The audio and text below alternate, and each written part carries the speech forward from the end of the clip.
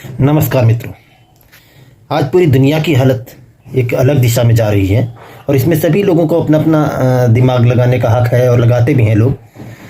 तो लोग अपने अपने विवेक के अनुसार, अपने अपने बुद्धि के अनुसार ये समझने की कोशिश कर रहे हैं कि आखिर जो घटनाक्रम हो रहा है क्यों हो रहा है और किस कारण क्या है। क्योंकि आज दुनिया के बहुत बड़े बड़े दिमाग वाले लोग जो हैं वो पीछे से बैठकर माइंड गेम खेलते हैं और पब्लिक जो घटनाएं हो रही है उन्हीं पे पूरा दिमाग लगाती है। ये समझने का प्रयास कम लोग करते हैं कि आखिर इसकी गहराई कहाँ तक हो सकती है। तो इसी दिशा में थोड़ा दिमाग लगाकर मेरे भी अपने विचार हैं जो मैं अपने दोस्तों के साथ, अपने मिलने जुलने वालों के साथ, अपने उन लोगों के साथ जो मेरे वीडियो देखते हैं उनके साथ शेयर करने का मेरा प्लान बना। तो मैं किसी का नाम लिए बगैर जो मेरे मन में बातें आई वो मैं बताना चाह रहा हूँ, शेयर करना चाह रहा हूँ। और ये अपील भी सभी से करता हूँ जो भी देखे उसके मन में अगर कोई भी इसमें सवाल आते हैं या कहीं उनके दिमाग में कुछ और आता है, कारण कुछ और हो सकते हैं, तो ज़रूर हमें कमेंट करके बताएं। क्योंकि चीज़ों को समझना और उसका निष्कर्ष निकालना ये सभी लोग चाहते हैं और आगे क्या होगा, भविष्य क्या है, इस पे भी सभी की आशा होती है। आज की दुनिया में जब से कोरोना आया, महामारी आई, लोगों के अंदर से डर निकल गया है। जीने मरने के बारे में लोग इतना ज़्यादा नहीं सोचते हैं। सब केवल ये चाहते हैं कि आने वाली दुनिया थोड़ी ज़्यादा सुंदर हो, अच्छे ढंग से लोग अपने जीवन को जिएं। और कोई नहीं चाहता है कि लड़ाई झगड़ा और ऐसा युद्ध जैसा माहौल हमेशा बना रहे, कोई नहीं चाहता। लेकिन जो घटनाक्रम हो रहा है मजबूरी वश सबको उसमें इन्वॉल्व होना पड़ रहा है और इसके पीछे गणित कहाँ से चालू है इसको भी समझने की कोशिश बहुत से लोग करते हैं। तो मैं किसी का नाम लिए बगैर कुछ जो थ्योरी मेरी है उस पर मैं डिस्कस करूंगा और जो लोग देखेंगे उनको बहुत बहुत धन्यवाद। और वो लोग ज़रूर कमेंट करके बताएं कि कहाँ पर मेरे सोचने में कोई गलती हो सकती है। मैं किसी का नाम नहीं लेता, लेकिन मैं आपको ये बताता हूँ कि मैंने 4 देशों के बारे में बात कर रहा हूँ, जिसमें से पहला देश है उसको देश नंबर 1 कह रहा हूँ मैं, दूसरे को देश नंबर 2, फिर देश नंबर 3 और देश नंबर 4। यानी कंट्री वाइज मैंने नंबर 1, 2, 3, 4 कंट्रीज़ के बारे में बात कर रहा हूँ। तो इसमें जो नंबर 1 कंट्री है, देश नंबर 1, वहाँ पर राजनीतिक बदलाव हुआ, सरकार बदल गई, देश में सोचने वाला इंसान बदल गया और उसने आते ही आते ये ऐलान कर दिया कि सारा काम हम करते हैं, मेहनत हम करते हैं, प्रोडक्शन हम करते हैं, दिमाग हमारे आंख लगता है और हमको नुकसान हो रहा है।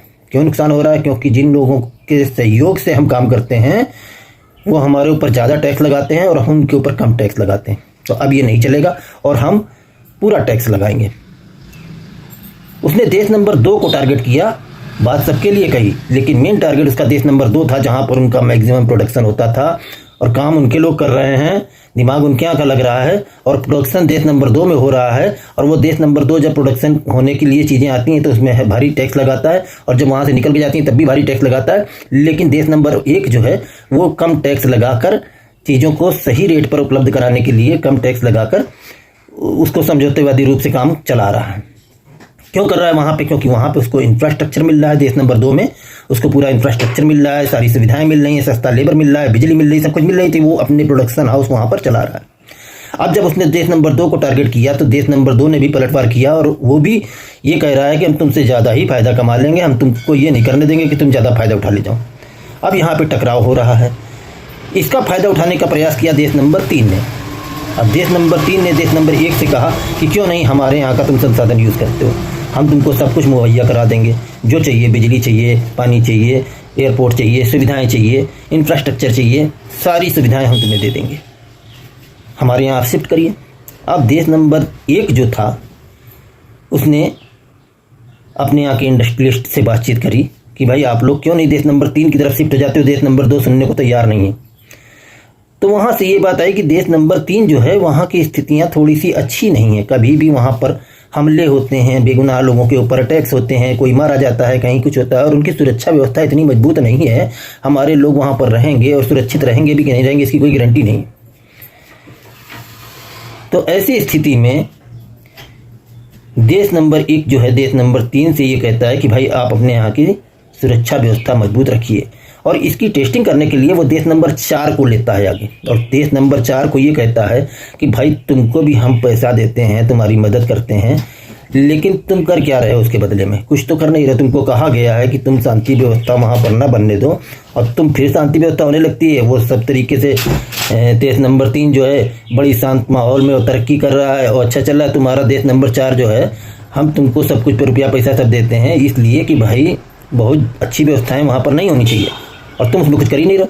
जब देश नंबर 4 को ये लगता है कि मेरा आने वाला पैसा रुपया सब रुक सकता है अगर मैं कुछ नहीं करता हूँ, तो देश नंबर 4 जो है वो देश नंबर 3 में कुछ घटनाओं को अंजाम दे देता है इस उम्मीद में कि अब उसके आगे से फंडिंग भी चालू हो जाएगी और उसकी आर्थिक व्यवस्था सुधर जाएगी।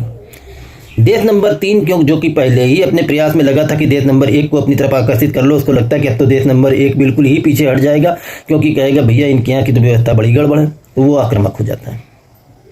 अब आक्रामक हो जाता है तो देश नंबर 1 जो ये चाहता है कि अपनी सारी इंडस्ट्री और सब चीज़ें देश नंबर 3 में शिफ्ट करने का काम शुरू किया जाए, तो वो देश नंबर 1 के ऊपर हाथ रखता है और कहता है कि हम तुम्हारे साथ हैं, तुम अपने यहाँ की व्यवस्थाएं सही कर लो। अगर हमको लगता है कि कोई तुमको अटैक नहीं कर सकता है, तुम अपनी सुरक्षा को कर सकते हो, सुरक्षित रह सकते हो, तो हम अपने लोगों को आपके यहाँ भेज देंगे। अब देश नंबर 3 जो है वो यही साबित करने का प्रयास करने लगता है कि हम पूरी तरीके से सुरक्षित हैं और हम हर तरीके के हमले को नाकाम करने में कामयाब हैं। उधर देश नंबर 4 को पीछे से सपोर्ट कर रहा है देश नंबर 2, इसलिए कि अगर तुमने इस व्यवस्था को चकनाचूर कर दिया और ये दिखा दिया कि वो सुरक्षित नहीं है, तो देश नंबर 2 जो है वहाँ पर सारी इंडस्ट्री और सब चीज़ वहाँ से हिलाने का कोई हिम्मत नहीं करेगा। तो देश नंबर 2 और देश नंबर 1 बैकडोर से देश नंबर 4 को प्रोत्साहित कर रहे हैं, और देश नंबर 3 जो है वो अपनी पूरी ताकत इस चीज़ में लगा रहा है कि हम अपने आप को सेफ सुरक्षित साबित करके देश नंबर 1 का सारा जो इंफ्रास्ट्रक्चर है वो अपने यहाँ शिफ्ट करने का प्रयास करें।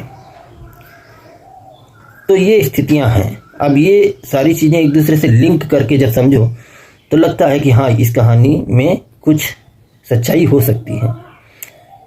आप लोग ज़रूर इन चीज़ों पर दिमाग लगाइए और सोचिए, क्योंकि जो घटनाक्रम होते रहे हैं उसके आधार पर ये बातें भी दिमाग में आती हैं। एक थ्योरी ऐसी हो सकती है, मैं ये नहीं कहता कि पक्का यही सब है, लेकिन ऐसा भी बहुत सारे लोगों के थिंक टैंक्स जो हैं उनकी बातों को सुनने समझने के बाद ये चीज़ें भी दिमाग में आती हैं। ज़रूर कमेंट करके बताइए कि आपको क्या लगता है कि ऐसा हो सकता है, ये हो रहा है, या कि कुछ और ही चल रहा है।